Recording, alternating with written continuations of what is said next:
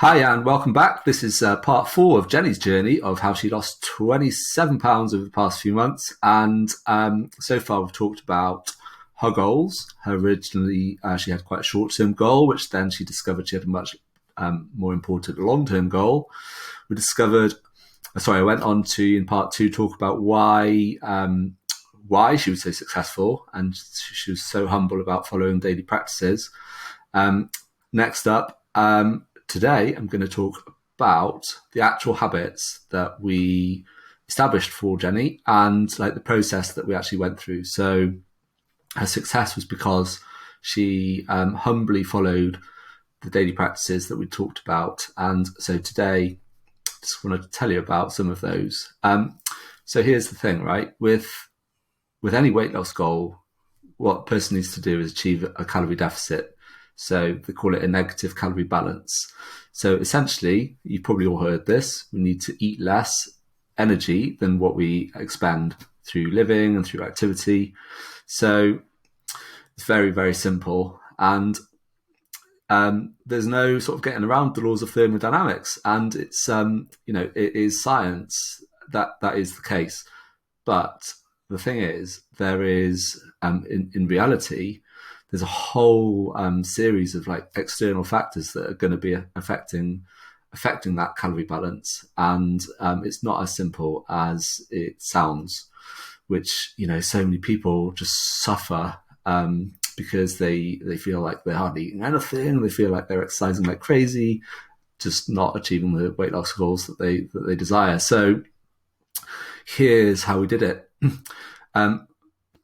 You've probably gathered by now that I'm all about long-term change and long-term success, which is, it's a hard sell because I'm not selling like a 30-day like bikini body or like 6-week six-pack, something like that, which is really attractive to the consumer. But what I am selling is sustainable coaching and sustainable change. So this is what Jenny's starting to realize now. And so for sustainability, what we need to do is maximize satisfaction in the first instance. So that's what we did. So with Jenny, we worked on maximizing satisfaction. We took a meals, not snacks approach to eating. So we made her meals bigger, so she felt like she was eating much more. And we started tuning into hunger and fullness cues. And that's all we did. So for the first 4 to 6 weeks, that's what we focused on together. So there was no actual change in what she was eating. So she could eat, ice creams, or she could eat like the most healthy lunch. Didn't really matter as long as she was starting to tune into the appetite and fullness cues. Then that was going to result in the calorie balance being a negative one. But what was most important at this stage was maximizing the satisfaction, and Jenny did that really well. The great thing is that she did see some initial success, and that kind of spurred her on.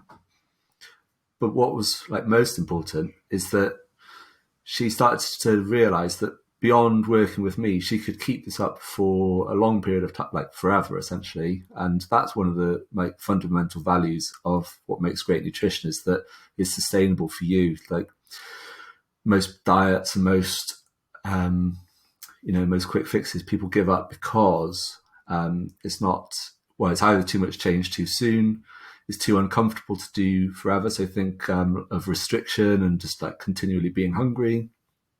People give up because it's too uncomfortable, they're not prepared to do it forever, or it's too much faff and too much preparation. Like if it's some really complicated diet, people give up after a period of time because it's just too complicated.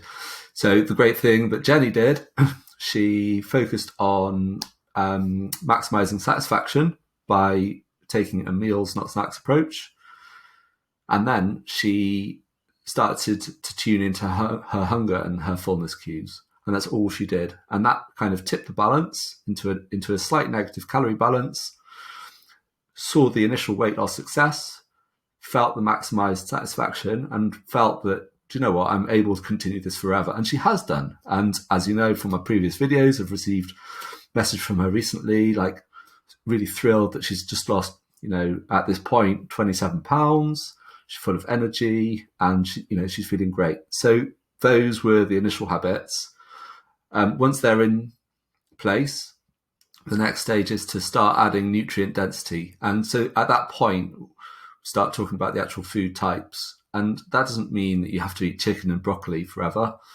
All that means is that you find out where you're at currently and think of like food being on a scale of highly processed all the way down to minimally processed food. So she would identify her food and she would say, right, it's a 7. It's been processed and this is what I can do to make it an 8. So slightly more towards the whole food end of the spectrum. And by doing that, she's just made some small changes. Again, one at a time. So it's not a massive overhaul. And by doing that, she's created more nutrient density in her life. And so those are the habits. Like, it's dead simple. And if anybody needs some help with that, obviously I'm here to help.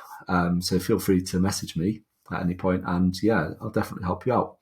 Okay, so I hope that answers some questions for you about how Jenny achieved such amazing results. Have a great day.